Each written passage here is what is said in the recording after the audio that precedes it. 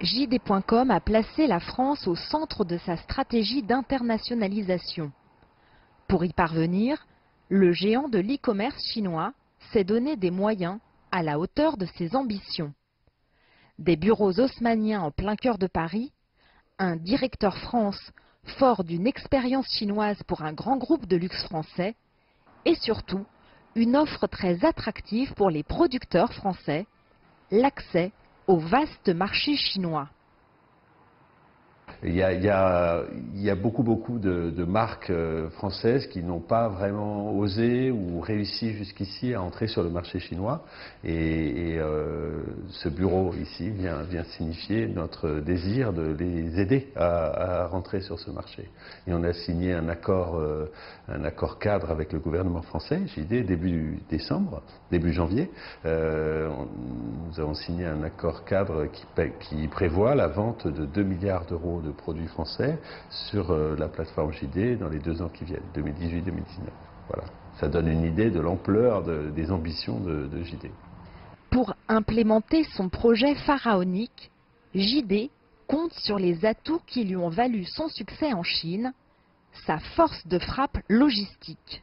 Jingdong, c'est très connu, c'est une logistique très forte, très puissante, parce que Richard Liu, quand il a commencé à étendre ses opérations dans le digital, le fondateur de Jingdong, a vu que la logistique était très déficiente en Chine à l'époque, et il s'est dit, je vais investir moi-même dans la logistique pour combler ce retard. Comme dans beaucoup d'avancées technologiques de la Chine, c'est par un retard qu'on a pris de l'avance, si vous voulez.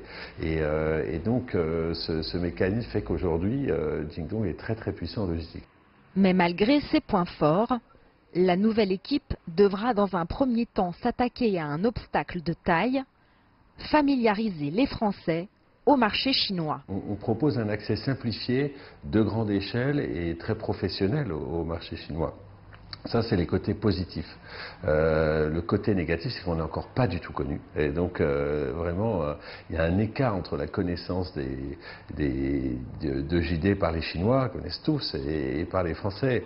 Alors, un chiffre que je donne souvent, c'est le chiffre d'affaires. C'est pas la seule manière de regarder une entreprise, mais par le chiffre d'affaires, on est la 3e entreprise mondiale. 3e entreprise mondiale, JD.com est emblématique des succès d'une Chine moderne, porteuse d'innovation et d'inclusivité, qui prend une place de plus en plus active sur la scène internationale, notamment au forum de Boao, le Davos chinois. Alors moi je pense que c'est une très bonne chose que les questions géopolitiques, stratégiques de l'Asie soient discutées par l'Asie, en Asie. Et ce forum de Boao, j'espère qu'il sera l'occasion d'un rapprochement mutuel, de construction de la paix, de dissipation des malentendus qui peuvent exister comme dans toute région. Et que la prise en main de la destinée géopolitique puisse se faire en Chine, c'est un mouvement très positif ça. Aujourd'hui, les géants de l'e-commerce chinois, JD.com bien sûr, mais aussi Alibaba, prennent peu à peu position en France. C'est un développement qui devrait bénéficier à la fois aux consommateurs chinois et aux producteurs français, mais dont la réussite dépendra sans doute des efforts d'adaptation culturelle et de compréhension mutuelle entre les différents protagonistes. Jade Charles, CGTN, Paris.